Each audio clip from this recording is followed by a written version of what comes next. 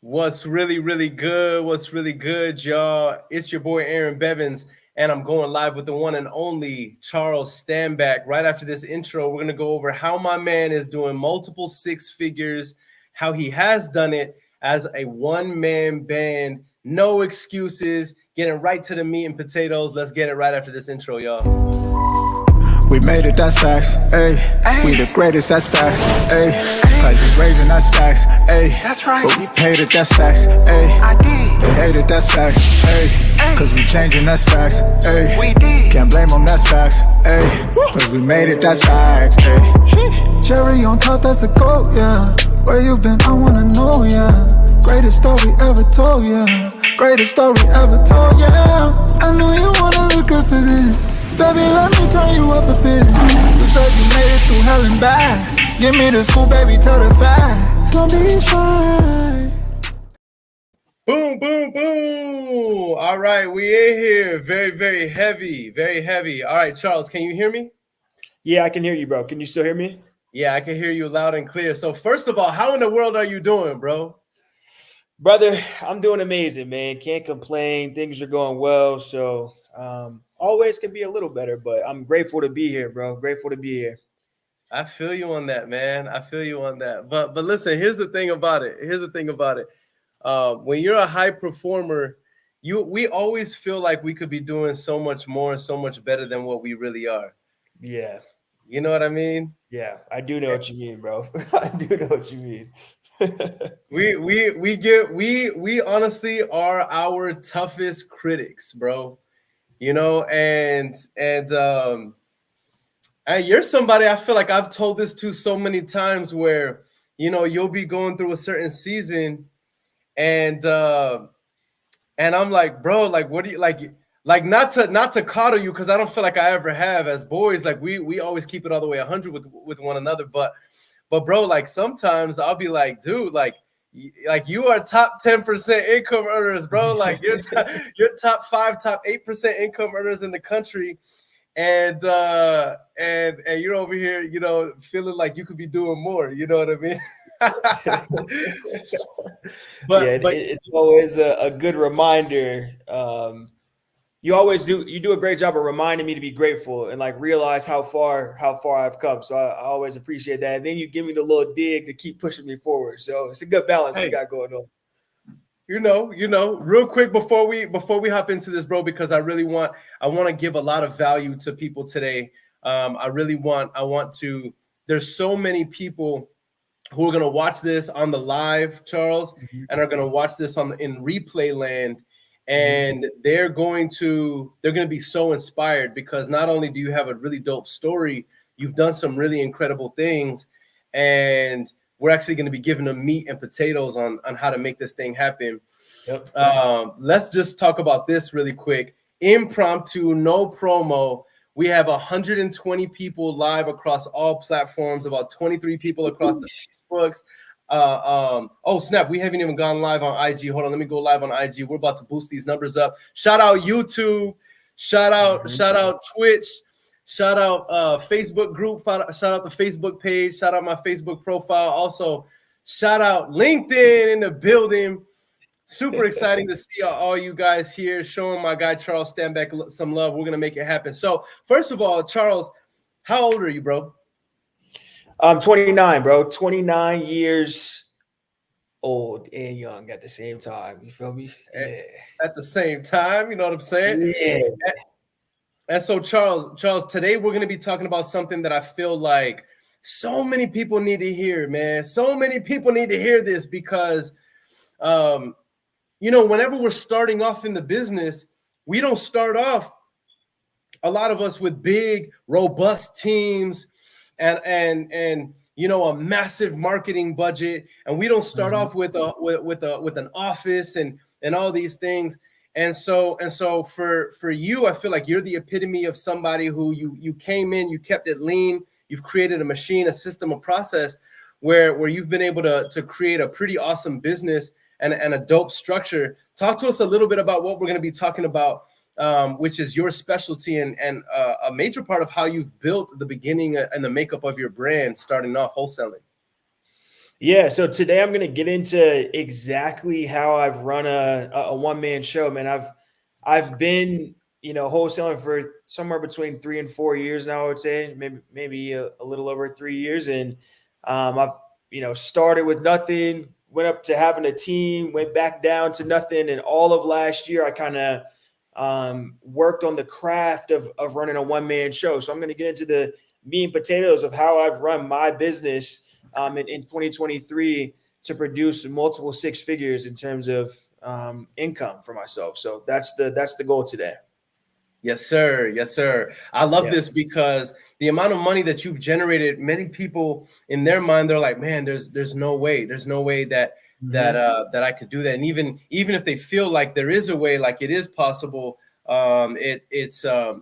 because it's rare, especially amongst people our age. You know what I mean? I think this is going to be really practical for a lot of people to be like, oh snap, like this is actually how my man did it. So let's talk about this. License to brag, bro.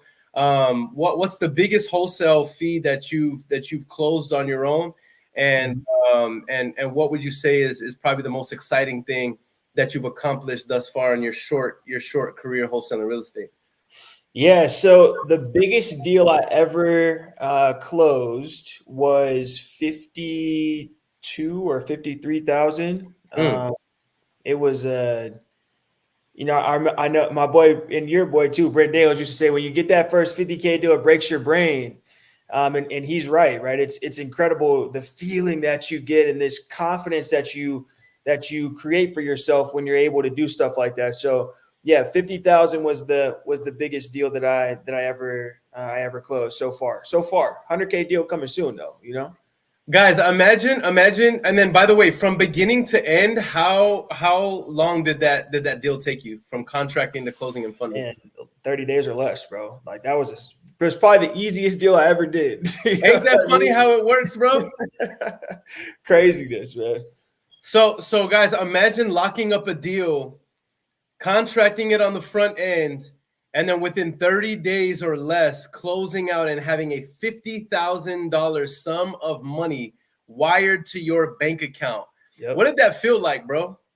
Because you're in your 20s. You're in your 20s and getting a $5,000 lick wired to your bank. Like, what did that feel like? What was that moment like? So the crazier thing is, brother, I got a check. I went and picked it up. You know what I mean? I went to the closing attorney's office. I picked up the check. Played it cool while I was in there. You know what I mean? Okay, here's a check. Appreciate it. Thank y'all. You know what I mean? I always take donuts when I go to the closing attorney. So, hey, here's Krispy Kreme. You know what I mean? Appreciate it. Thank y'all for handling this. I get out. As soon as I leave the building, right, the butterflies just start it's like my body starts shaking. I get in the car, I open the check, and I'm like, oh my God, like this is actually like, this is mine. Like I earned this, right? I'm like, I'm shaking, holding the check, right?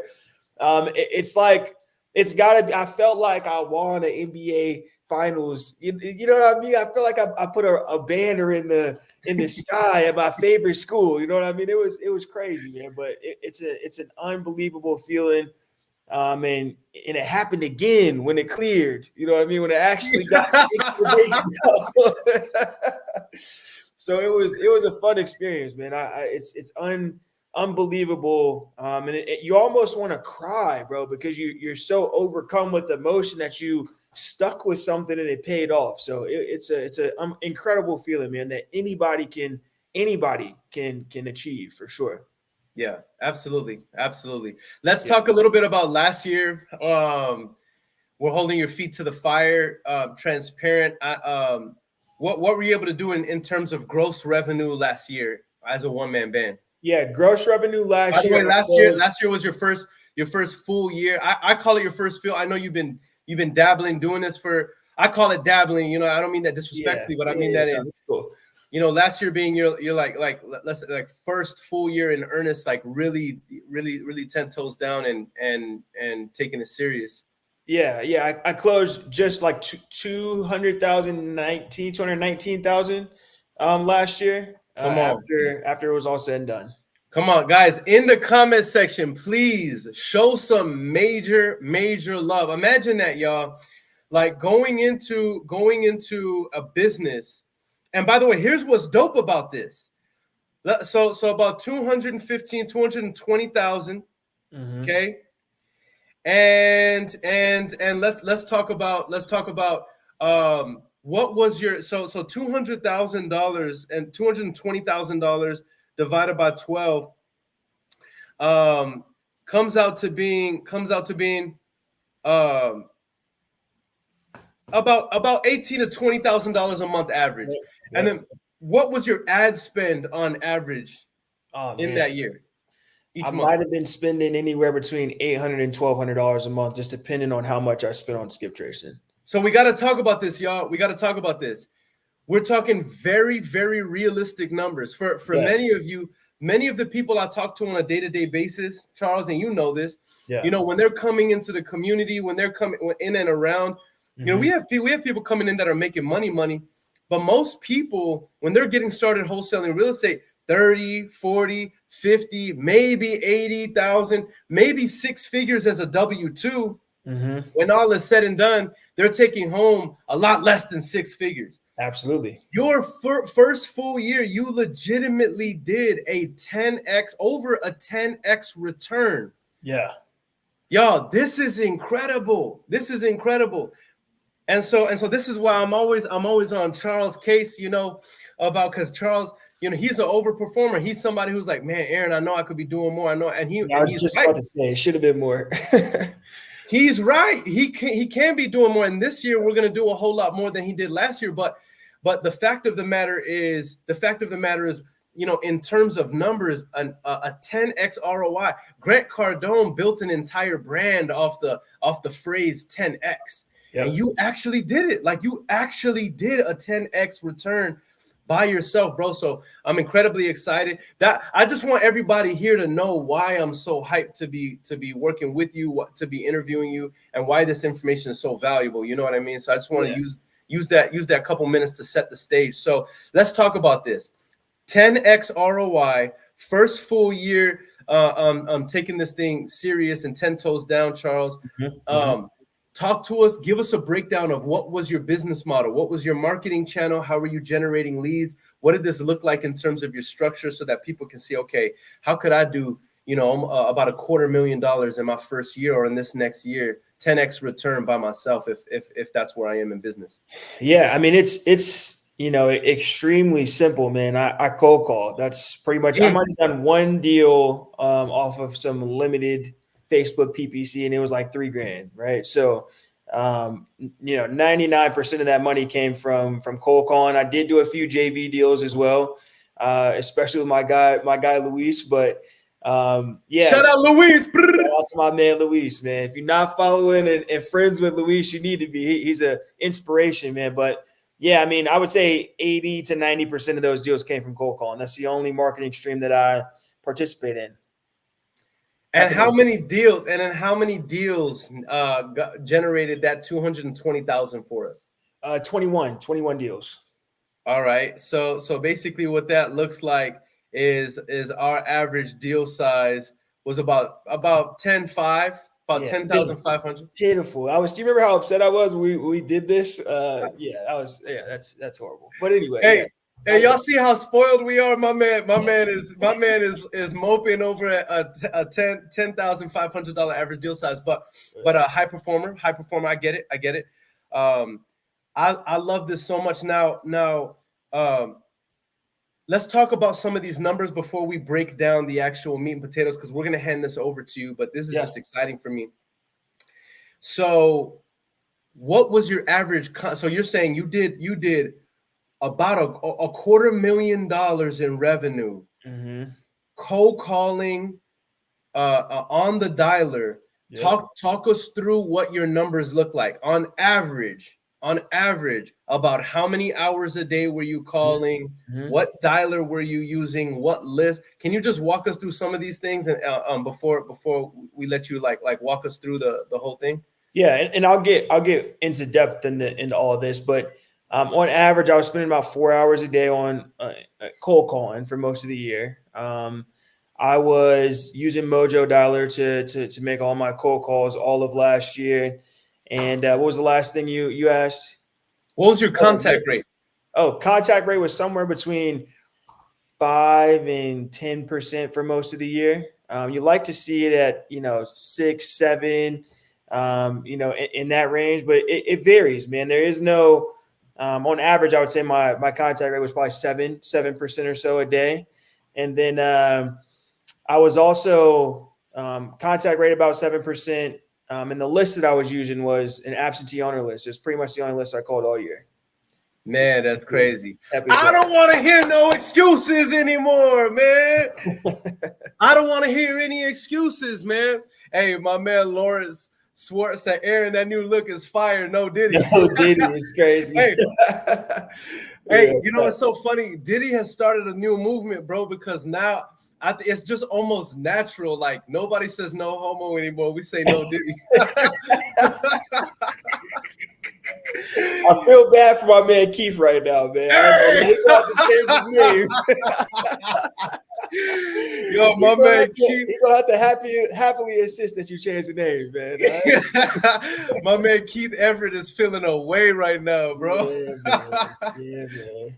All right, shout out my man Real Estate Diddy. You know what I mean? He's the real deal, y'all. He's the real deal.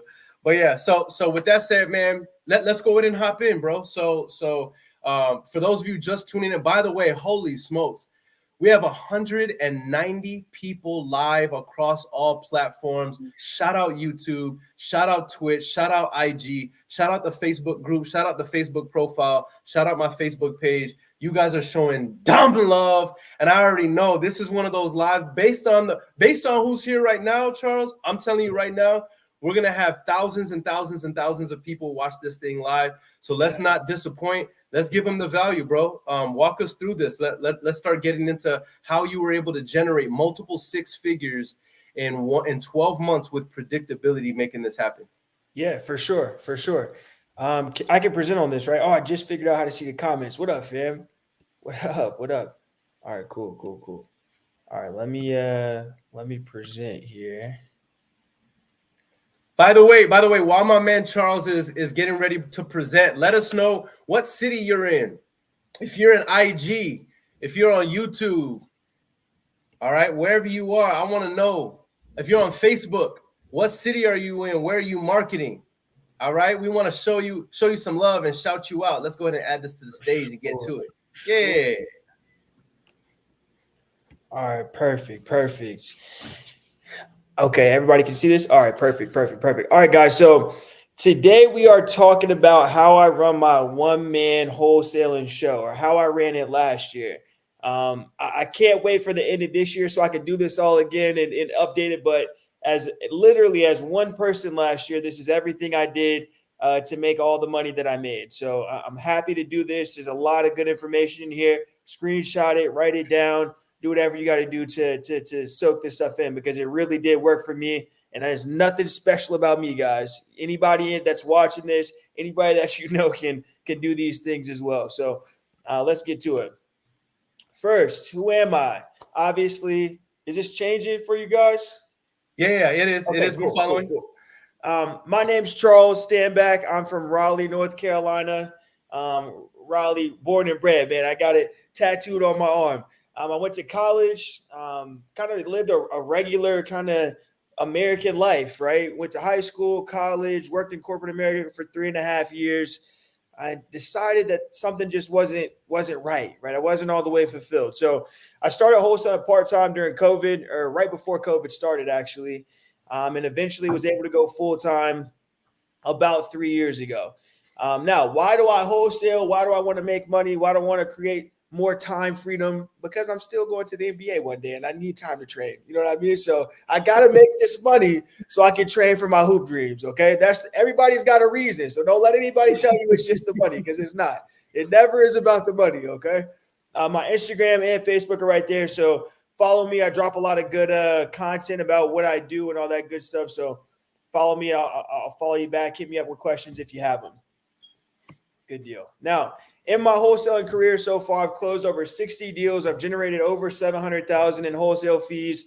I had a team of 8 people at one time, lost it all, decided that I was not going to quit and found that the one-man band life is what I needed for 12 months. Last year, that one-man band stuff is what I needed to take myself to the next level. Now, I know y'all probably hear a lot about mindset, especially if you follow Aaron, right? He has a whole Mindset Monday that he does every week. But I have to double down on this because it's one of the most important things that you can have control of in this business, right? It's 80% mental, guys, 20% skill. Being able to overcome your emotions and push yourself past what you're usually capable of doing is what's really going to help you find success in this business. So here are some of the things I try to keep in my mind every day when I'm in this business and just in life in general.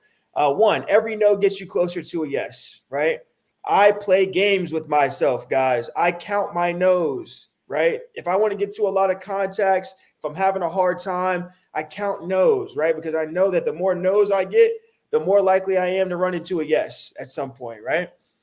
You have what it takes to do this. It doesn't matter who you are. It doesn't matter where you're from. It doesn't matter how good your English is. It doesn't matter what you think you can do, right? You can do this. There's nothing in this world that can stop you from doing this if you're willing to put in the effort and put in the work and consistency behind it.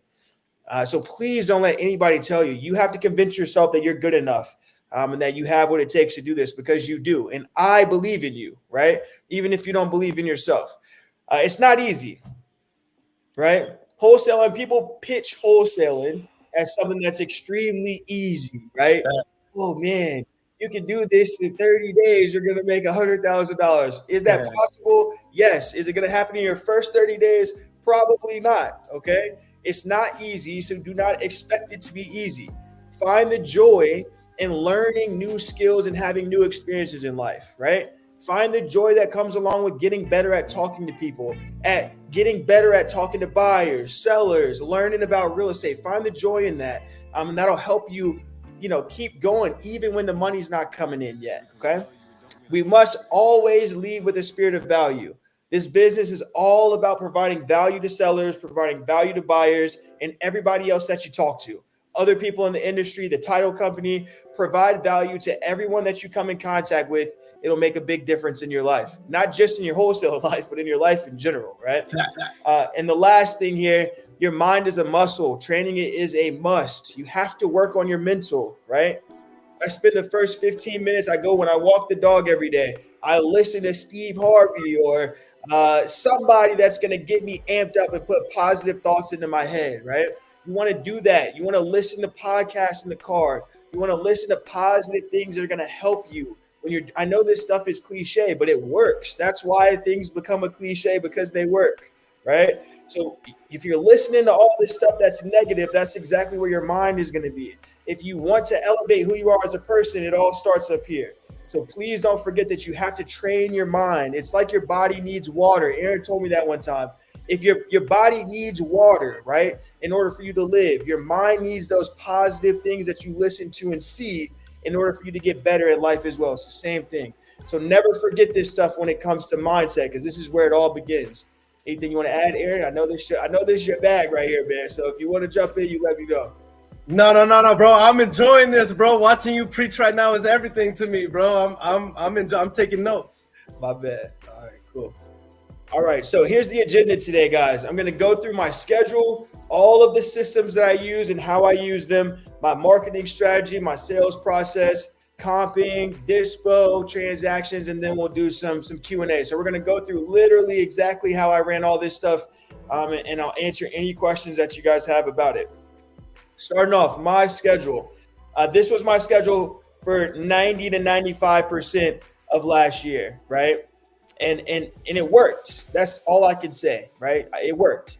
So Monday, Wednesday, Friday, I spent 2 hours cold calling and 4 to 5 hours doing follow-up. Now, this is something that you want to get to once you've got leads in a pipeline, right? Before you have leads in a pipeline, you need to be on that dialer 4 to 5 hours every day, because you don't have any follow-ups. You might need 30 minutes to an hour of time to follow up. But when you're first starting out, 4 to 5 hours on the dialer every day, okay? Eventually, you'll get to a point where Monday, Wednesday, Friday, you might do 2 hours on the dialer, and then you'll spend 4 to 5 hours of follow-up, because you have so many follow-ups and so many people that you need to talk to. Okay. Tuesday and Thursday, I was still on that dollar for 4 to 5 hours. And then generally I would spend an hour or two a day just on admin work, transactions, pulling lists, all that good stuff I would be doing when it came down to it. So that's how the schedule works. But in the beginning, 20 hours of cold calling a week. I don't care what else you have going on. A minimum of 20 hours a week on that dialer, okay? If you have a job, I don't care. Call on Saturday and Sunday, okay? Hey, After you get off of work, it does not matter what you got going on, all right? 20 hours a week at minimum on that dialer if you really want to do deals and change your life, okay? man, I love so much. Can I just say this, bro? Yeah, bro. I love so much the fact that you're saying this, because people hear me say this on our launch calls whenever, if they fit a certain budget or whatnot, Charles, they hear me say this over and over and over again. And to see somebody in our community who has not only done it, but done it successfully, achieved multiple six figures, you know what I mean, is actually winning in the game, scaling in the business, say these words from experience from this last year, bro, is so refreshing, because it's almost like a vindication. Like, look, y'all, like this stuff actually works. You know what I mean? Yeah, no, for sure. Definitely, Aaron's not lying to you guys when he's giving you this information on the launch calls. All right, so getting into what systems I use. First and foremost, what I use the most, or one of the things I use the most, is PropStream. This is where I pull most of my data. It's where I run comps on every lead that I get. So having PropStream or anything that's like it, guys. You can use Batch Dialer. You can use PropStream. There's probably some other stuff out there you can use. You need something that pulls in MLS data across the country that you can rely on to run your comps and to pull data most of the time. Okay, DataSkip.io is where I used to do most of my skip tracing. Batch is also great. Right now, Batch is cheaper than I've ever seen it, consistently at 9 cents. So either use Batch skip tracing or DataSkip.io. You can use code Klein9. Shout out to my guy Eric for handing out the code. And that'll get you 8 to 9 cent skip tracing. That's good. Now, you can always use somebody else. I'm just telling you guys what I did and what worked for me, okay? REI Sift. This is what I use for data management. All of the lists that I pull get put into REI Sift to make sure I'm not double skip tracing people. Now, REI Sift is very, very crazy. All right. It is a very hectic place to be. It does a lot of things that I don't know how to use. I use it for data management. I'm sure it can do a lot of other things for you as well. But that's what I use it for. Mojo Dialer. This is the bread and butter, guys. I've used almost every dialer that there is. This has been the most consistent for me. I use a triple line dialer, which with call recording, which costs me $174 a month. If you don't have that, you can use a different dialer for a little bit cheaper, but save up some money before you try to get started in this, so you're not spending your last dime trying to wholesale. Okay, save up a couple of grand so you can spend some money and have a little 90-day 120-day runway to give yourself some time to get some deals, because Mojo really has been worth it for me. All right, next we got some more systems. Monday.com. This is what I was using for my CRM. I still use it. I keep all my buyers in here. I keep all the leads in here. I keep all my title companies in here. I track my deals in here. But I will say this: if you have not started, you have not done a deal yet, I don't want you worrying about a CRM.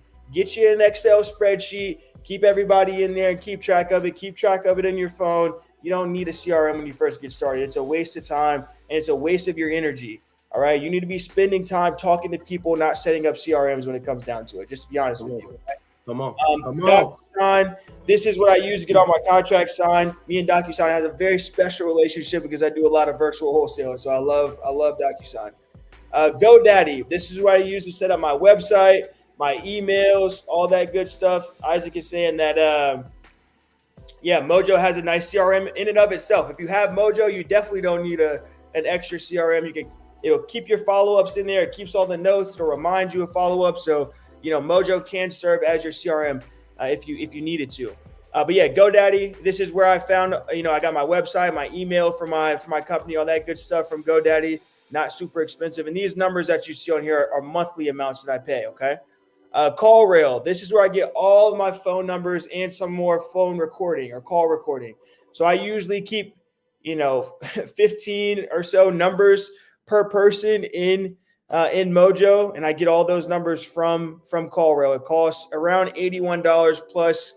If you have over 5 numbers, it'll be like $3 or $4 per month extra per number that you have. Okay, so it's very very useful for me. I don't care where you get your numbers from, okay, but just make sure you have some that you can use. You need more than one number when you get in a cold call, and especially now. KPI tracker. This has been the bread and butter of the business, man, last year. So this is something that I made, or I had made, that keeps track of all of my numbers. I'll show you. There's a slide next about this that I'll share with you guys once this is done, because it was the key to me really knowing what I did in my business last year and being able to track and predict my business as well. All right, cool. Let's go to this next slide here. All right, so this is what that KPI tracker looks like. Every day or every week it looks like this. So you input how many hours you spent, your dials, your leads, how many offers you made, whether you got a contract signed, how much money you made if you had a closing, right? You input all of this information, and it automatically adds it up for the week, for the month, and for the year. So every week you know how many dials you made and how many offers you made. And it rolls up to every month and for the year in total. So it shows you a full view of what you're really doing. Because I promise you, you're doing less than you think you are. I can be the first one to tell you, I thought I was making 20 hours of cold calls every week. I was not, until I started tracking it and actually seeing what I was really doing. So this was very, very much so pivotal in my business and helping me keep track of what I was doing. Here are the metrics that I was using. 15 to 20 hours cold calling. Remember, if you just started, you need to be on that 20-hour side. If you have a lot of follow-ups, you can get away with 15 hours a week cold calling, okay? You need 10 to 20 leads coming in every week. That's 2 to 4 leads daily. You need to stay on that dialer until you get 2 to 4 leads. If you're not getting 2 to 4 leads in 4 hours of cold calling, you're doing something wrong. Your data's not good. Your contact rate probably isn't great. A minimum 15 to 25 offers a week. This is 3 offers minimum. Now, when you first start, you don't have anybody to make offers to, okay? But as you get leads, right, you need to be making offers to them. If you don't make offers, you don't get any deals. Do not be scared to give people offers. That is a very crucial point in this. If you don't give any offers, you don't make any money. You have to be willing to put that offer out there, okay? And then I wanted to make a deal and an assignment a week, right? That was my goal at the end of the day. So these are the metrics that I use. Screenshot this, live by this, okay? Do not negotiate with these things unless you're going to do more, okay? Do not negotiate with these metrics unless you're going to make them more. Do not, because if you start negotiating these metrics, your money will show. The money will show for it. I promise. Screenshot this, y'all. My man is literally giving y'all the sauce. He's giving you the rule, the breakdown, the foundation. Come on, I love it. Bro, that's such a bar. That's such a bar right now. I told myself I wasn't going to keep interrupting you, but I just got to say, don't negotiate with these metrics unless you're going to do more. Come 100%. On, man. This is a baseline for what you need to be doing if you want to really make some money and change your life. Remember, you're not doing this because you were looking for a hobby, most likely. We're all here because we want to make enough money to change our lives. I don't know anybody that's doing this just for the hell of it, right? So if you really want to change your life and change what you have going on, this has got to be a minimum for you if you're cold calling. A minimum for you if you're cold calling. So remember that. All right, what we got next? All right, here we go. What marketing strategy did I use? As I told you guys, cold calling. I will scream it from the rooftops. Cold calling is by far my favorite marketing strategy that I've used so far because it works, right? There's nothing like it. It's the only outbound marketing strategy that I use, and I call it absentee owner list. That's it, my bread and butter. I keep this business as one person. When you're one person in the game, you want to keep this business simple, right? The more simple you can make it, it's already confused enough doing all this stuff, right? So keep it as simple as possible if you really want to give yourself a chance here. The more you start putting into your mind, the more confusing it gets, the less work you do. So keep it simple. Cold calling, absentee owner list. That's all I called literally all of last year, okay? That's my bread and butter. And I only called in and around Raleigh, North Carolina. I've gotten to a point now where I call all around North Carolina, but pick one market, okay? Pick one market, pick one marketing strategy, and run with that. When you're trying to text, call, ringless voicemail, PPC, all that, and you're one person, you're wasting your money because you cannot put enough into it, okay? Pick one way to do this, and keep it moving with that one way, that one strategy in one area, okay? At some point, if you want to move into different markets, you can. I'm not saying you can't do that. But in the beginning, it's hard enough to get to know one market, okay? So pick one market and stay there. And pick one marketing strategy. I don't care what it is. It doesn't have to be cold calling. Text if you want, right? But please, just pick one market and one strategy. I'm begging of you, okay? It'll help you out a lot. And the real quick, because I know you emphasize that so heavily. Yeah. And there's so many people who are watching this that are new, Charles, and in the back of their mind, they're like, but no, my heart is telling me I should do 3 and go hard on all 3 and then see which one works. Then I can abandon the 2 that are not. And then I can, because that makes me feel like I'm really making more progress as opposed to I'm doing one and I'm doing it for 30 days and not seeing results. And now how do I know that I chose the right one? And now why are you saying this? Because I'm advocating and supporting what you say 100%. But for those that don't know, Charles, why are you emphasizing, like you're imploring people, please stick to one, master that, and then add something else? Why is that? Yeah, I mean, the biggest reason is because you'll stretch yourself too thin, man. It's like when we all used to play with Play-Doh, we would stretch it, and eventually it falls apart and it's less structural, right? It doesn't work that way. All of the marketing strategies work, right? There isn't a single one that doesn't work, so I understand why we want to do all of them, right? But most likely, one, you don't have enough money to do more than one of them, right? When you're starting out. And number 2, and this is something that I want to make very clear. We've all heard that most millionaires have 7 streams of income, right? Who hasn't heard that? Everybody's heard that, right? But let me tell you something. They had 1 to get there. Most millionaires that you know had 1 stream of income to become a millionaire, right? So you want to focus on one thing. You become a master at one thing, right? And that will take you where you want to go. I'm here to tell you, I tried texting, calling, and ringless voicemails and direct mail all at one time before I tried it. And I couldn't keep track of what was going on because I was one person, right? So pick one, because if you focus all of your time and attention on that one and you stay consistent with it, there is a 100% chance it will work, right? You just can't give up too early. That's all this is about. Pick one, stick with it. Don't give up too early, and you will make money. That's as simple as I can put it. You with me on that? Come on, bro. 100%, 1,000,000%. I love the fact that you're going over this, bro.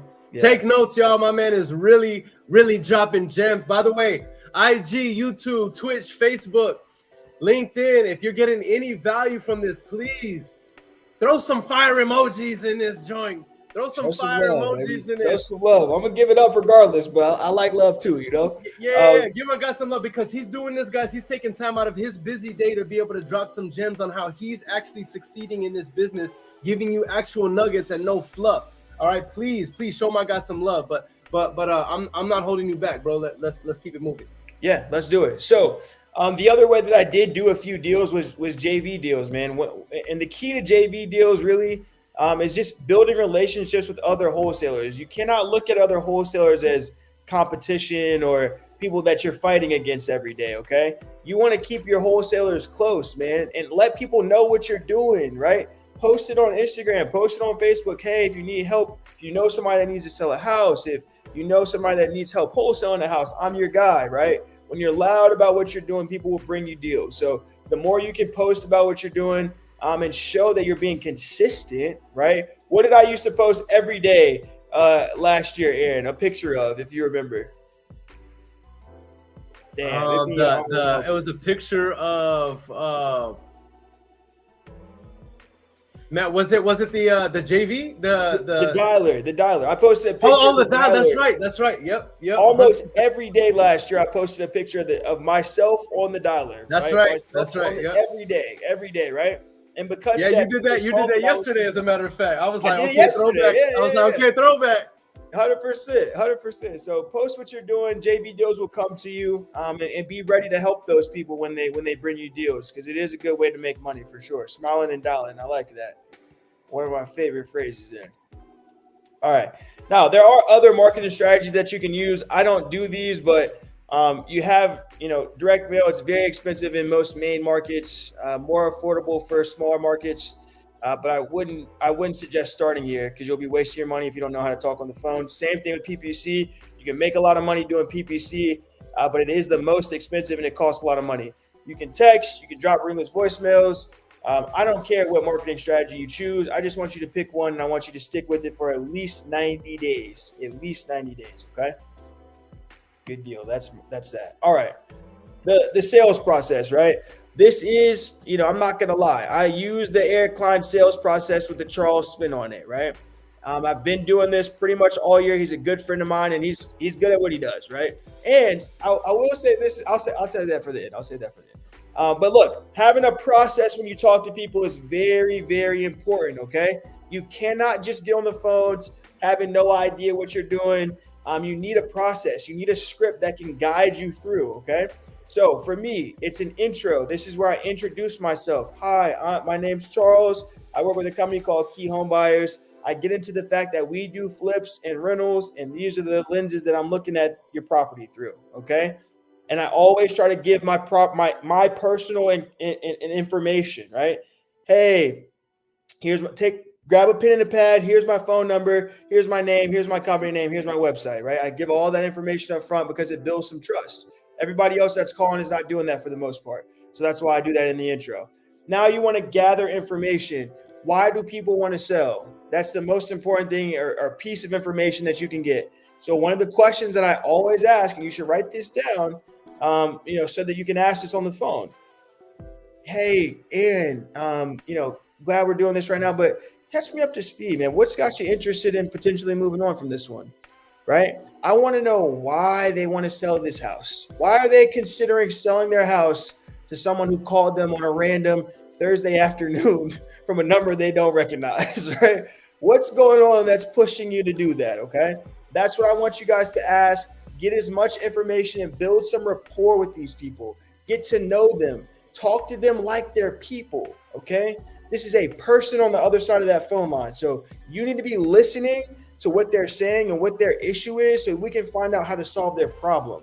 It's not just about wholesaling houses. You're solving people's problems when you're doing this. So figure out what that problem is and how selling that house will help them solve that problem. And if selling the house doesn't help solve their problem, move on, okay? Move on. Don't waste your time talking to people that have no interest. Hey, why are you selling your house? Well, actually, I have no interest at all in selling my house, but you keep calling me, so I'll take $3 million for it. Okay, I'm not your buyer at that price. If they say, well, that's what I want, I'll let people go, man. I don't waste a lot of time talking to people that are not interested in selling their house, okay? So make sure you get some idea what their motivation is for selling. Once you have an idea of that, move into collecting information about the property. Okay, this is where you get into the condition information. Hey, how old's your roof? Your HVAC? Tell me about the neighborhood. Walk me through the house. As if I walk in that front door, can you walk me through the house and kind of explain what the layout is, right? Any foundation problems, plumbing and electrical. This is where you start getting into all of that. I don't generally start my conversations with property information. I want to get a little more information first. If I have somebody that's a little more aggressive, I can do that, right? But you definitely want to take your time on these phone calls and kind of work through a process. Once I have all that property information, and keep in mind, you're building rapport with this person, right? Throughout this entire conversation. Now you want to make an offer. There's a very, very, very important fact about making offers. You must, I don't care if it's the third time saying it in this phone call, you must give the benefits of selling a property before you ever say a number, okay?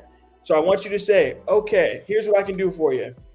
We'll buy this property completely as is, right? There are no closing costs associated. There are no realtor fees associated for you. And we'll close this property in 30 days or less. Here's how much I can pay you, right? Stop just throwing numbers out without putting those benefits right in front of it, because people forget. They don't remember all that stuff after you've talked a whole conversation through with them, right? So always give those benefits of working with you right before you give a number. Okay. It'll always help them kind of register everything that's going on in that offer. Because we're not just offering a dollar amount, we're offering a service to these people that includes closing quickly, not charging them closing costs, buying that house as is. The offer is not just the number, it's all that stuff included. So always include those things before you give an offer. And lastly, it's closing.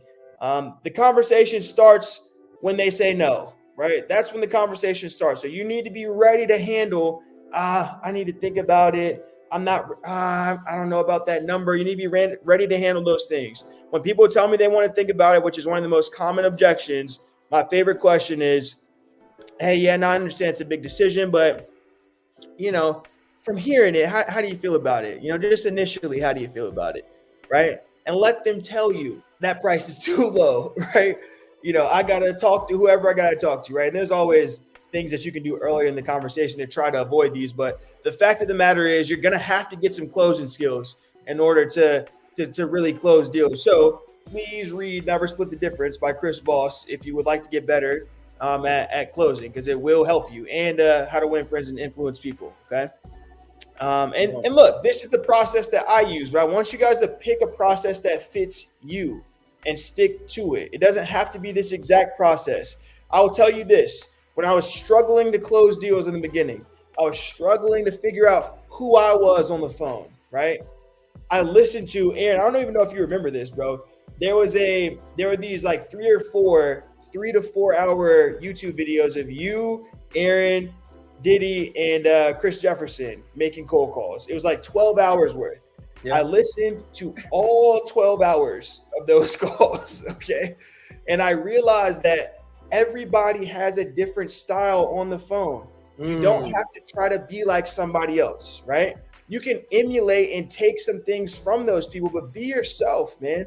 If you're not super aggressive person, don't try to be RJ Bates on the phone, right? Hey. Don't try to do that if that's not you, right? Hey. I resonated with the way Aaron closed the most because I'm personable. I like talking to people. I keep conversations very lighthearted, right? So I learned, okay, this is a person that is like me, and this is how he closes deals. Let me listen to his calls again, right? And you pick up things from people when you listen to them. So please, if you can find those YouTube links, man, they helped me out a ton. Yeah, I'll post them in the comment section. Yeah, bro, those were great. All right, sales process continued. The 4 pillars of what you want to always have when you're talking to a seller, right?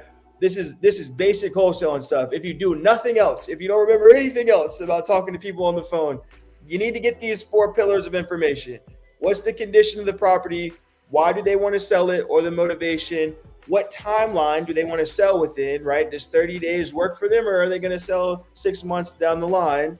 And what price do they want, right? Those are the 4 things that you need to know in order to really put yourself in a good spot to do a wholesale deal. If you don't have these 4 things, you don't have enough information to close a deal most of the time. If you don't have these 4, if somebody just says, hey, I want this much for this house, and that's the only information you ever get, you're not going to be able to close that house, man. You're really not going to. It's like you get a new job and somebody says, hey, you need to be here at 8:30, and that's all they tell you. And you don't know anything else, right? That's what it's like when you don't get all of these 4 pillars. So every conversation you have, you want to make sure you're getting these 4 pillars of information, okay? And always, always, always remember to lead with value. We are solving problems for these people, okay? We are solving problems. We're not here. We're deal finders, not deal creators. I saw somebody put that in the chat earlier. That's the truth of the matter. We are looking for a very specific type of seller, okay? That's right. Very specific type of person that has a need to trade speed for equity. They want to trade. They want speed and convenience, and they're willing to give us equity for that, okay? That's who we're looking for. We're not looking for somebody who says, you're going to have to make me an offer I cannot refuse, right? Most of the time, that's not who we're looking for, okay? We're not looking for just because they say yes to selling does not mean it's going to be a deal, okay? So make sure you're not wasting time with people that are not interested in selling. Get that motivation. If you can clearly say they have a problem and I'm the one that can solve that problem and here's how, that's the person you want to spend your time with, okay? And lastly, like I said before, you got to make offers to get deals. There's no way to get deals without making offers. So please remember to make offers when you're talking to people. Don't be scared of the low ball. It is what it is. It's what you can pay. All right. You tell them what you can pay, and that is what it is. We take it from there. All right. Good deal. All right, we're gonna get into comping a little bit here, okay? So just can I touch on one thing? Can I touch on one thing, bro? Because I feel like I'm being disciplined by not talking as much as I want to because you got me so fired up. Do it, bro. Do it. I just want to. Can you go back on the slide real quick? Yeah. Literally, give me like a 30-second soapbox. I just want to say this. Do it. Where did you put it? You said in regards to making the offer. What was the last thing that you said about the offer? You must give offers to get deals. That's down the bottom. Okay, so but then you I guess you impromptu'd it. You said, don't be afraid to make the low offer. Oh yeah. I've always said this, and I still hold to this philosophy that typically within the first 90 to 180 days, whenever I'm coaching and working with a member of the community, that typically we'll see a lot of action. We'll see people making money, which is always amazing. We have an ROI. Hey, you're doing amazing. 8 times out of 10, my only beef with the executors, I'm not even talking about the people who don't execute, right? The executors, 8 times out of 10, my only beef is I need for you to get your average deal size up to par. National average is 15K, right? Community right now, community average deal size is 19.5. And so, guys, the anchor, what Charles just said right now is so crucial. Your anchor is what I find directly correlated to your identity. Yep. How deep you're willing to go in terms of the offer, how low you're willing to go on some limbo type stuff is directly related to how big a deal size type of person you believe you are. I hope I didn't lose y'all. You know what I'm saying? Yeah. Am I lying? Am I lying, Charles? Nah, not at all, man. Your deal size is completely dependent upon where that first offer starts. No question. If you start the offer too high, you're going to be a small deal size kind of guy, right? And I went through that last year at 10, 11,000 a deal, right? So, and I didn't like how it felt. I loved making money, bro. You feel me? But when you see yourself below the average, it's never good, So make sure you're not out here disappointed with your deal size, all right? Yeah, 100%. Oh man. All right, let's get into comping a little bit. Am I doing okay on time? You're doing good. You're doing lovely on time, bro. You've already dropped so much. You could drop the mic and stop talking right now, and people would have been like, "Yo, that was heat." But right now we have 220 people live across all platforms. Shout out to everybody. So obviously people are sharing this out. Obviously people are engaging, and the algorithm is like, "Yo, we got to share this to more people because this is completely impromptu." This is the most amount of people we've had live in a long time, bro. So you spitting right now. Good work, man. Good work. Whoa. I do want to get into comping. Before we talk about comping at all, guys, this is probably one of the most difficult parts of doing this, right? Knowing how to value a property is tough because it's extremely subjective. If you give 3 people the same property and tell them to comp it, most likely they're going to wind up with 3 different ARVs, 3 different offer prices, right? So the key to comping, it goes back to something that I said earlier. You got to do it to get better at it. Okay. You gotta, and if you're in one market, you'll learn that market a lot quicker than if you're in 5 different markets trying to comp and learn, because each market is different. Guys. Each market is different, right? And the faster you can learn how a market moves, what buyers like in this certain market, what price ranges work better for what types of houses, the faster you can start putting that together, the better you'll become at this business. Okay. So please, before I get into any of this comping stuff, just know it's extremely subjective. And the best way to get better at this is learning your market specifically, talking to your buyers, figuring out what they like to buy, and just simply comping properties, man. Comping properties is going to make you better than anything else can at doing this, okay? But what is comping? It's the process of determining your subject property's current and future value. So you're talking to somebody that wants to sell a house. You need to know, what is it worth right now and what is it going to be worth completely fixed up, HGTV. I mean, it looks beautiful in there. You know what I mean? Your mouth is watering looking at it because it looks so good, right? That's what you're trying to determine when you're looking at these houses. Now, what I use to do this, what are similar as is homes selling for, right? What are houses that look not updated or even in rough shape? What are they selling for in the area? And what are updated homes selling for? Those are the two things you need to be able to determine. I use PropStream to do this, and I use Zillow to do this for the most part. Those are the two things that I use. I look at both. What are beautiful houses selling for? What are messed up or regular average looking houses selling for? Now, when your criteria for picking comps, right? What houses can I actually look at to determine the value of my house, right? They need to be as similar as possible, okay? These houses that you're using for comps need to be as similar as possible. So you want to be within 200 square feet of your subject property. If your house is 1,200 square feet, you need to be between 1,000 and 1,400 square feet when it comes to your comps, okay? You want the same bed and bath count. If your house is a 3-bedroom, 2-bathroom, you want to look at other 3-bedroom, 2-bathrooms, okay? You need to be within 10 years of year built. Some people say 5. I think 10's okay. If your house was built in 1960, the houses that you look at need to be from 1940 to 1960. Really, the bottom end doesn't matter as much because the newer the better. But you want to make sure within 10 years of year built. And you want to look within a 0.5 mile radius in terms of how far away it is from your house. Now, if you can, you want to be in the same neighborhood, right? You want to be in that same neighborhood that your house is in, because once you start going farther away, the houses, the values of those houses, even if they're similar, may be different, because location is everything when it comes to residential real estate. So the closer the house is to yours, and the same, as close as it can possibly be, that's where you want to use your most important comps, okay? Getting into some other things.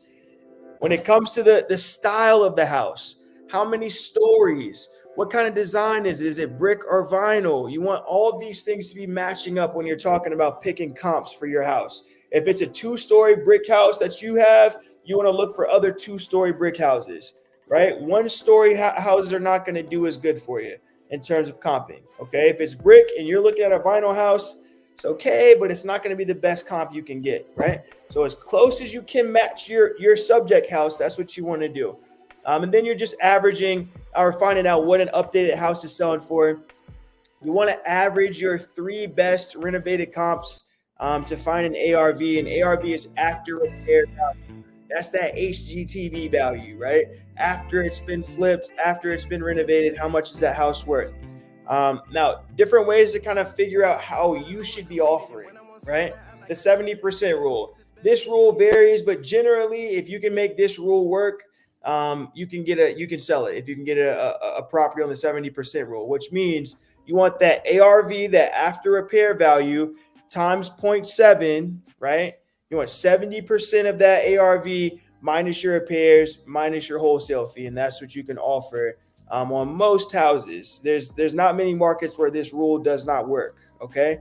So if your house is worth, let's say the ARV is 100,000, right? You want to immediately say, okay, 70,000, 70% of that is 70,000. Let's say it needs $25,000 in work. Now we're at 45,000 or something like that. And then you want to go minus, I want to make 15,000 on this. You'll be offering $30,000 for that house, right? That's how that process kind of works. And I wish I had more time to get into that, but I'm just trying to give you guys a baseline of how this works. The second thing you can use to value or make an offer is as is cash comps. If you have PropStream or Batch or anything, Privy, whatever, it'll show you what properties sold for cash, right? And cash properties that sell are usually wholesale deals, to be honest with you, right?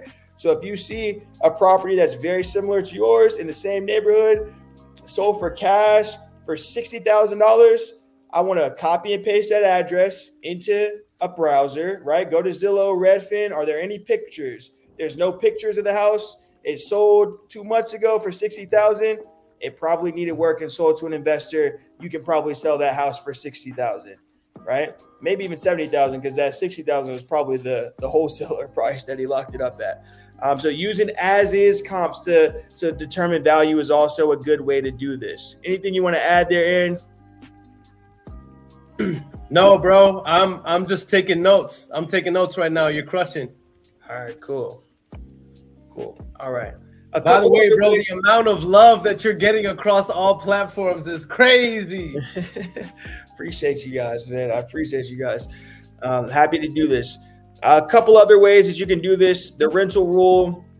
This can get a little confusing for people, but if it's a heavy rental market, most people will buy on the 1% rule.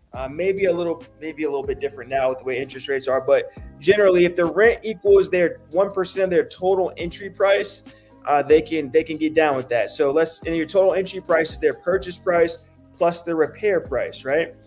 So what that looks like, let's say you got this property that is renting for $1,000, and the guy absentee owner, he wants to sell it, right? If he's renting it for $1,000, right? To make this simple for you, and he wants to keep that renter in there, you want your buyer to be all in at $100,000 on that property, right? So that means he needs to be able to buy the house and fix it up if he needs to do any repairs for $100,000. So, let's say, the guy wants $65,000 for it, right? That's probably pretty good. You can sell it for $75,000 or $80,000. He still has $20,000 in repairs that he can do to that house, and you probably got yourself a deal. But let's say the guy wants $120,000 for the house and is renting for $1,000.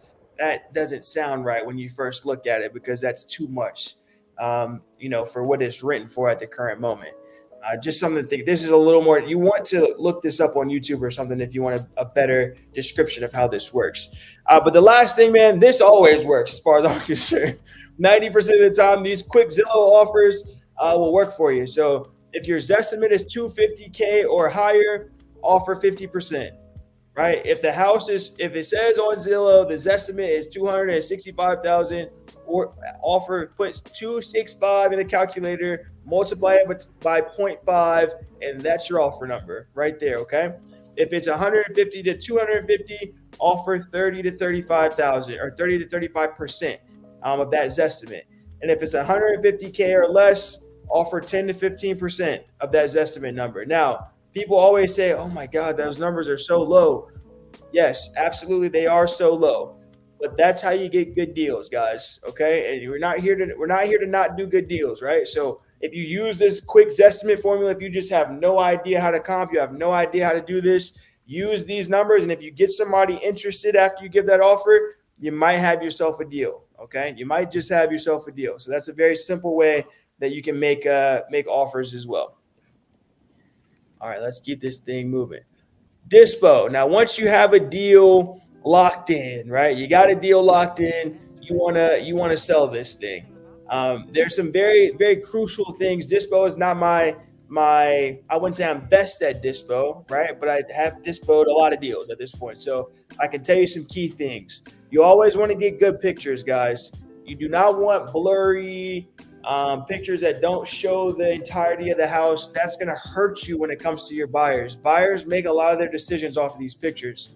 So you want to make sure you get good pictures on these properties. If you're not going to go take them yourself, or if you're virtually wholesaling, you can look on Craigslist. You can ask someone that you know.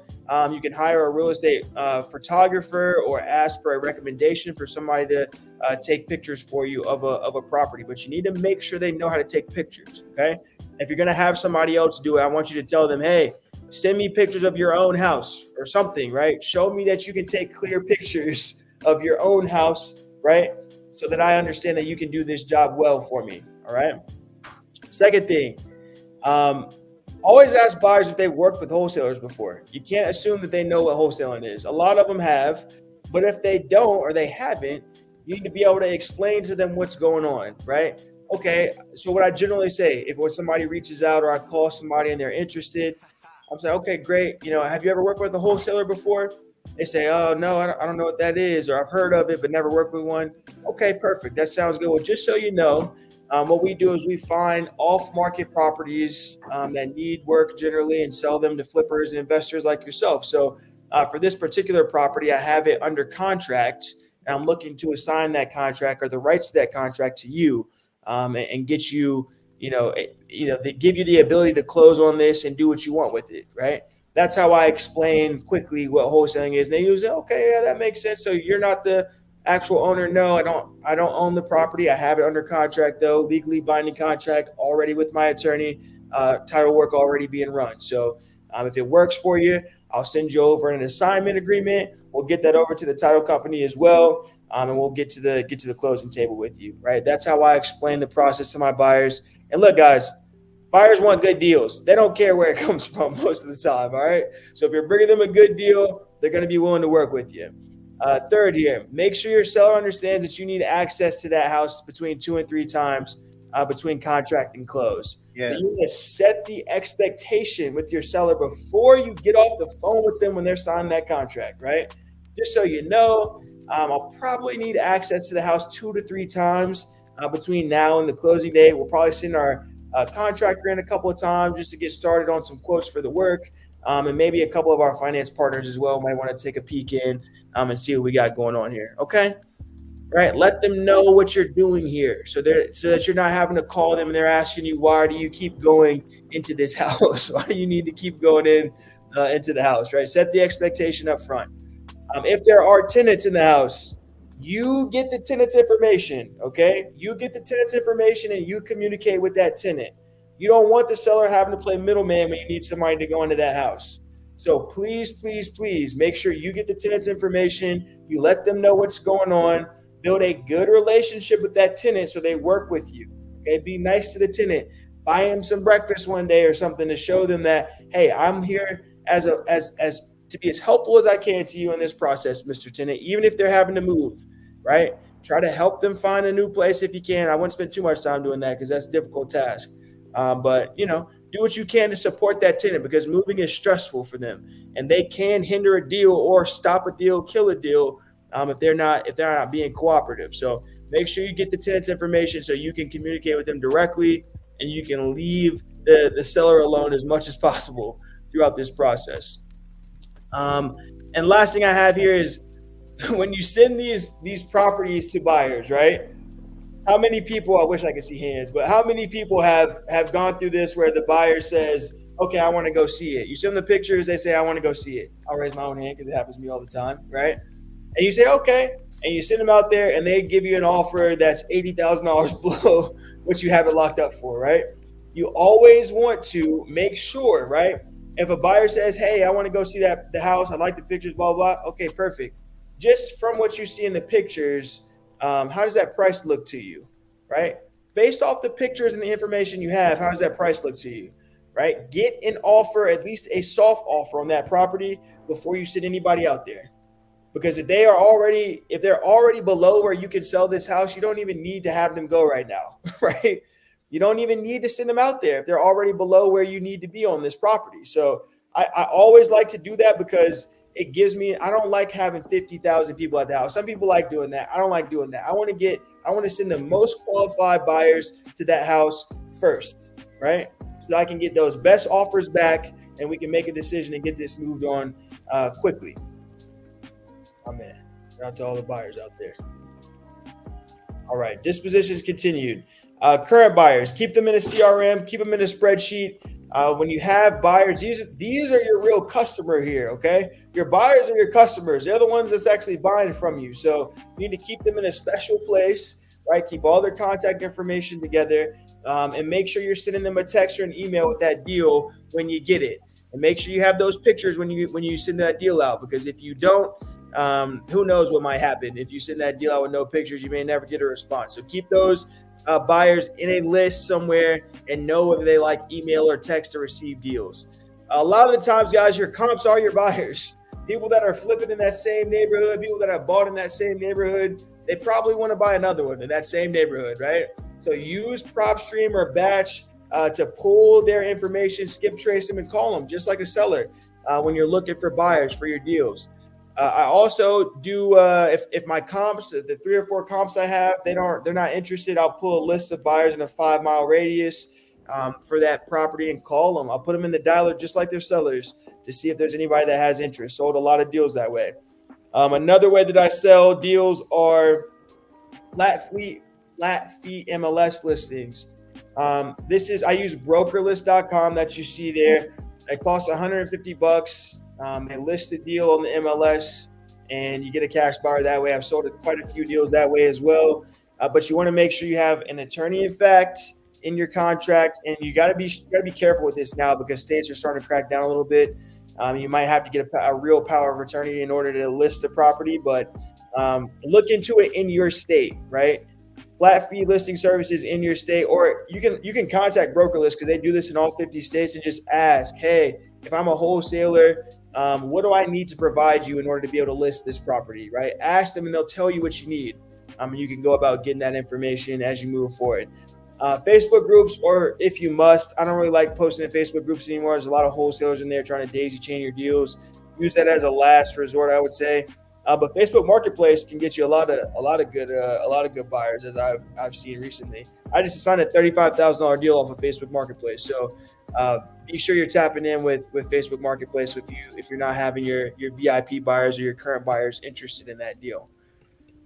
That's that for Dispo. Now, transactions is kind of the third and final level of wholesaling, right? It's the third and final piece of it. There's acquisitions, that's getting deals. There's dispositions, that's selling deals. And then there's transactions, that little 30-day window where you got a contract and you got to get that thing to the closing table, right?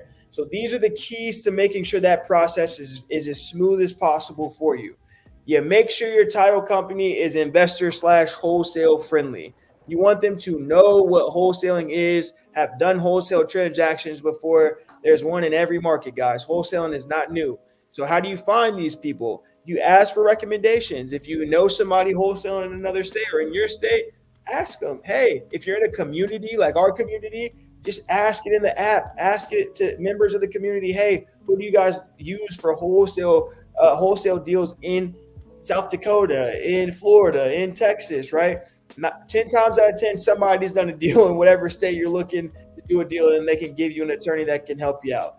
The other thing you can do is ask for a recommendation in the Facebook groups. If you're in South Dakota, go to South Dakota Real Estate Investors. There's always a real estate investor group in every state on Facebook, right? Go in that group and ask, hey, who are the wholesale-friendly investors or title attorneys in this state or in this area? And somebody will tell you who you can use. You call them, ask them, hey, do you guys do wholesale transactions? I have a contract I'm looking to assign.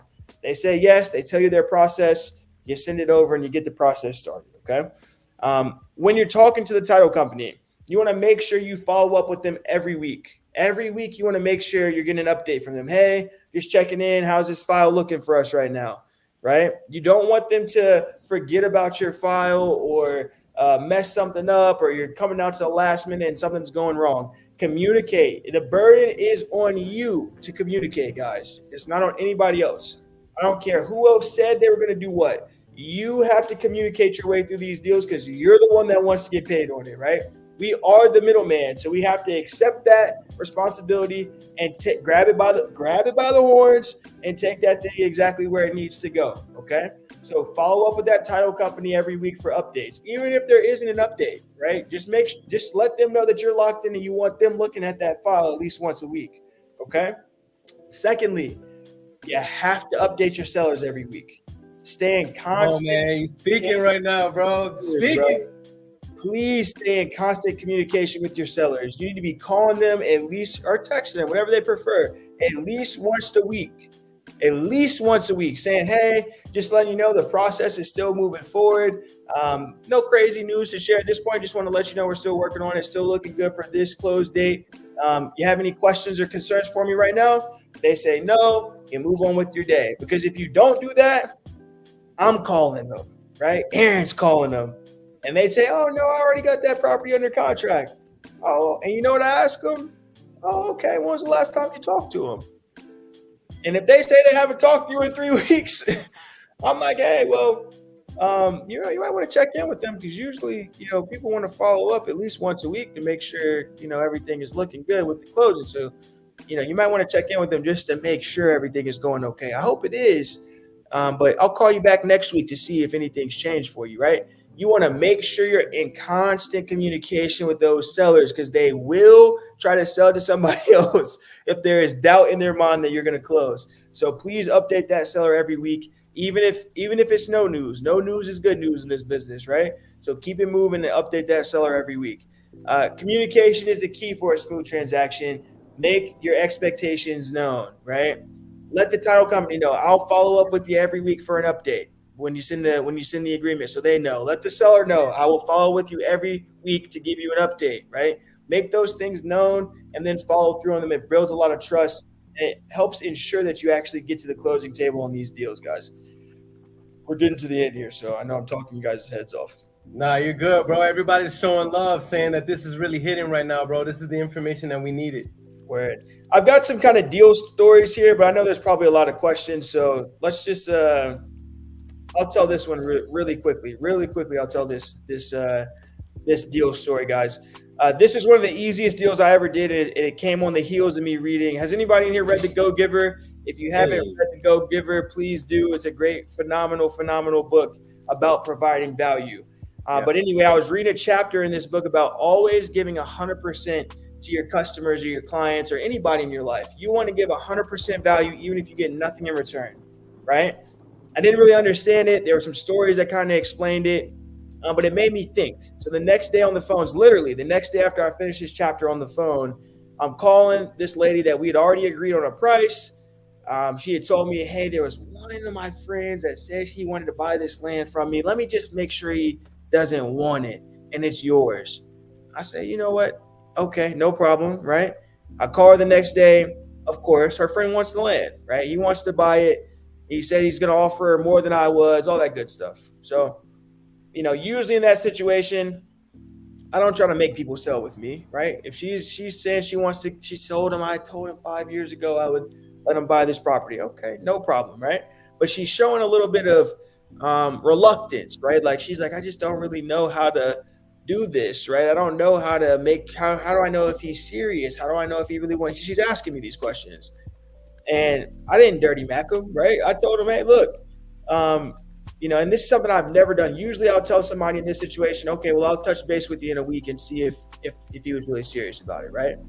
But today I said, hey, if it would be helpful to you, in the spirit of giving her 100% value, I said, hey, what if I can send you our agreement, right? And kind of show you how the agreement works so you can have him sign this and, help you find a closing attorney that you can close this deal with. And she was taken aback, like I was speaking French or something, right? Hey, what do you mean? I'm like, nah, I do this every day. You've never done this before. So I'll send you my agreement. I'll walk you through how it works. You send it to him, have him sign it, and you send it to the title, attorney, and they'll get it closed for you. And she was so surprised that I was willing to help her, guys. She's like, I don't understand why you would do that for me. Like, she's saying, like, I just told you that I was going to sell this to somebody else and you're still willing to help me sell it to somebody else. I tell her, yeah, you sound like you need some help, so I'm going to help you do that. I told you in the beginning of this conversation, I wanted to help you find the best solution. If this is that for you, I'm going to help you do that. Right? She was so thankful, guys. I mailed her a copy of my contract, right? So that she could, use this to sell that land to somebody else, okay? But after we decide I'm going to mail her that contract, I hang up the phone. I say, man, that's crazy that I just did that. Can't believe I just helped this lady sell her property to somebody else. But hey, the go-giving spirit. The very next phone call I had, I locked up a deal. The very next phone call that I had, I locked up a deal. One call closed that I made $16,000 on that closed just a couple of weeks ago, right? So please remember this if you remember nothing else, right? Provide 100% value to every seller that you talk to, and deals will literally come to you left and right. I promise you that. If there's nothing else you get from this, please remember that providing value is the 100% reason that you do this, and it's the fastest way to make a lot of money in this business, guys. And that's all I really got for you guys, man. Q&A, man. What kind of questions we got? Oh my goodness, man. This is what I'm talking about right here. My man talking about being a go-giver. Y'all, my man gave you my man just gave us 50 minutes of straight undiluted value, tangible, instructional, practical value. So if you have any questions about how to take this business to the next level, please throw it in the comment section right now. I'm looking at all platforms. We have retained over 150 to 170 people throughout this entire time, almost 200 people at our max. You guys are absolutely showing massive love. Thank you for coming and showing my brother some love, because I didn't pay him. and he didn't charge me to be able to do this. So the first question is, Andres Ortiz says, how much is the program? Our Facebook group is free, bro. But if you want to book a strategy session with me and my team to see if we're a good fit, at the very least, you'll get some value, and we'll point you in the right direction if we can't help you. But what you can do is, matter of fact, I'll put it in the comment section. You can go to yourwholesalebiz.com. You can there's a free case study on there. There's a free case study, and on that free case study, it'll give you a prompt so that you can get a free strategy session with me and my team, and we'll point you in the right direction. Andres, I just put it in the comment section, so that's what that looks like. Ronald Rojas says, do you file memorandums or affidavits on your contracts in NC? How do you go about doing that? Can you answer that question? Yeah, I don't file memorandums I've never filed one before, bro. So I really lean on I build a lot of rapport with my sellers, man. So I really lean on that rapport to get me to the closing table, and it does, man. I've never had, maybe one time I've had somebody try to back out of a contract to sell it to somebody else 24 hours after I locked them up, and I let them go. You know what I mean? I don't file memorandums because if I can't, if they don't trust me enough to roll with me, or if I haven't built enough rapport to get that deal done, you know, I kind of take that on the chin because I should have been better myself. But if you want to, whoever your closing attorney is, you can just ask them to do it, and they'll file it for you. It might cost you $200 or something, but they will file the memorandum for you. Yeah, just ask them to do that, because right now I am currently filing a memorandum in North Carolina as we speak. Listen, dog, this is a $20-some thousand assignment fee. Yeah, you gotta go get that. I don't care. Listen, the way I work, Ronald, is if I have a vested interest in a property, I don't care if it's an old woman, old man, your grandma, your dog. Yeah. Anybody could get this memo, fam. Anybody could get this memo. Yeah, and so we file memos. Now, there are some people, Ronald, who they're of the mindset of, I go ahead and file a memo as soon as I get the contract. I don't believe that's the way to do it. I feel like that's almost like a prenuptial agreement. Number one, it is going into it with what I feel is the wrong mindset because of what Charles said. I like to go in pursuing peace. Mm-hmm. I'm assuming that if you enter into an agreement with me, we're going to see this thing all the way through. Yep. So I don't go in trying to pursue war or overly defensive. I go in with the mindset of, hey, listen, let's make this deal happen. However, if you try to default on this agreement after we've already done work, secured a buyer, all these things, clear title, we file in a memo. So the way we go about doing that is just ask your title company and or your attorney let them know the situation that you need to file a memo, and they'll help walk you through how to do that. All right. Sure. Mario Ferreria says, do you scrub your lists for DNC? Charles, that's a great question. Great question. Yeah, that is a good question, man. I'm gonna be completely real with you, Mario. I don't scrub for DNC. I'm not gonna lie to you. Now, there are some risks that come along with that, and you will get people telling you that they're on the do not call list. So why are you calling them, right? But I don't, man. I'm very nice on the phones. I'm very cordial on the phone. So generally, even if somebody is frustrated with me, I'm able to hey, look, I know you get a lot of calls. Sorry for bothering you today. I'll get you off my list immediately. And that usually solves my problem. So I don't scrub for it. And I don't go into the calls thinking about what if somebody sues me, right? Or what if somebody on the do not call list, has it out for me, right? I don't think about that while I'm calling. I think that I'm genuinely here to help people. And if they need my help, I'm going to help them. And I'm sure I've closed deals from people off the do not call list before. So I don't scrub for it, but no shame if you do scrub for it, because it will protect you. It will add a layer of protection for you. Yeah, good question. And so we scrub the litigators list. Same. And or if our software pre-scrubs the litigators list, also we don't have to worry about it. But if they don't, we scrub the litigators list. We personally do not scrub the DNC list. Just like Charles, let me just give you the disclaimer: we are not attorneys. Mm-hmm. We are not telling you not to scrub your DNC list. However, the fact of the matter is, we've closed so many deals off DNC. Yep. I have cross references, so I personally don't feel like people who are on the DNC are referring to us. We are not scammers or spammers. Nope. Also, what my attorney, I'm not sharing legal advice. I'm simply reporting to you what was reported to me by my attorney. My attorney says, according to the law, solicitation is asking for money in exchange for a product or service. So he asked me, he said, Aaron, when was the last time you called a seller asking for money? I said, I never asked for money. I always called to offer money. He said, by law, you're not soliciting. So he says, now, has that been case studied in court yet? No. However, I'd be willing to represent you. We had a fun laugh. He says, so Aaron, it's your choice on whether you don't want to do it. I'm like, bet, let's just keep calling the DNC list. And we make a lot of money off of the DNC list. So hopefully that helps you. My man, Yvonne, man, they're hitting you with questions. Man, these people are engaged with you, Charles. You really out here dropping lots of value, bro. Man, they're really asking questions. This makes me happy, man. Not only are we seeing a crazy retention rate from the amount of people watching this, but man, people are really engaged with you, Charles. You got that sauce. Yvonne Skater Couture Jr. says, what has been the marketing lead generation strategy you've been able to best leverage being a one-man operation? Obviously, he wasn't here in the beginning. He just put this. He's just joining the meeting. So can you just break that down really quick? Because you just broke this whole thing down. For sure. Yeah, Yvonne, I cold call, man. I strictly cold call. It's the only marketing strategy that I used while I was a one-man band, man. It's the only one I use now, even besides JV deals. So cold calling and JV deals is what I use. I think it's the best thing that you can manage, especially if you have the time to spend on the dialer. Cold call, brother. Being proactive is always going to be better than being reactive in this business, especially in the beginning.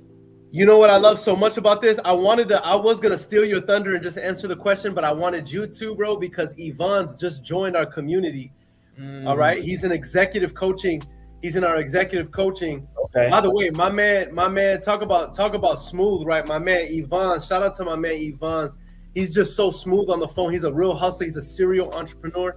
He's doing the same marketing method that you are, bro. So Yvonne, I want you to go back and watch this whole video because Charles did started the same way that you did, on the same marketing budget as you, Yvonne, on the same marketing budget as you, Yvonne. And he did multiple 6 figures in his first 12 months. Stop playing, bro. Stop playing. Facebook user says, Charles, how often should we hit the same? Ooh, good question. How often should we hit the same list before moving on to the next? This is such an intelligent question. Yeah, great question, man. Great question. I have generally, I would say 3 to 4 times before you move on, but I've hit lists 6, 7 times before. If it's producing, if you got a good feeling about that list and you're getting a lot of good leads from it, I'll hit a list 6 or 7 times, but every list usually gets hit at least 3 times, I would say, before moving on. Because after 3 times, you usually start getting just a lot of disconnects and wrong numbers and stuff. So at least 3 times, I would say, especially when you're balling on a budget, man, you got to really squeeze the leads out of that list before you move on to the next one. So at least 3 times, I would say. Come on. A couple more, because I want to honor your time, bro. We only got like 2 or 3 minutes. Yeah, Facebook user says, I just wanted to share this because it's so dope. Folks should understand how important this is. Gives you some directions. Appreciate you guys dropping this. This is fire. And then he put the 100 emoji. I don't know who you are, Facebook user, but love for you, and thank you for tuning in and showing love. I really appreciate it. Yeah. Brandy Williams, she wanted to know what was the name of the second book. Now, you recommended 2 books at the beginning. Mm-hmm. I think you've thrown out 3 books. Can you just throw out the 3 books that you had recommended on this live thus far? Yeah. So the first one is Never Split the Difference by Chris Voss. This is a sales and negotiation book. Great book for learning how to talk to people and communicate. Never Split the Difference by Chris Voss. The second one is How to Win Friends and Influence People. Maybe the longest book title ever. But great book. How to Win Friends and Influence People. Is that Gary Keller? Who wrote that? That's Dale Carnegie. Yeah, Dale Carnegie. It's going to be based in 1850, but it's good information, man. It's real. It's real though. Yeah. And the third one was The Go-Giver. I don't know who wrote that either, but amazing book, man. Amazing book. It's short too, and it gives you so much value. Yeah, I forgot who wrote The Go-Giver, but simple book. You'll find it if you Go-Giver. It's one of the greatest books of all time. Yep. Okay, here's another question from a Facebook user. Can you break down the initial offer you're making when suggesting 3 offers a day? Is it? Here's the context of the question: Is it verbal or is this contract sent out? My business is failing when it comes to getting offers out. First of all, Facebook user, kudos to you by asking the question. You're doing the right. Number one, kudos to you by being here. Then kudos to you by being engaged and paying attention. And then triple kudos to you by asking a question and staying involved, right? This is how you get to the next level. So can you bless Facebook user one time? How are you getting these out? Are these verbal offers a day? Are these texts? Are these emails? Are these contracts? How are you getting these 3 offers out a day, Charles? Yeah. So mainly I'm verbal offer, right? But remember, an offer includes everything in the package, the benefits and the numbers. So anytime you're telling somebody, hey, I'll buy your house as is, no closing costs, close in 30 days, no realtor commissions, this is the number, that's an offer, right? Don't send contracts out if you don't have an accepted offer from somebody.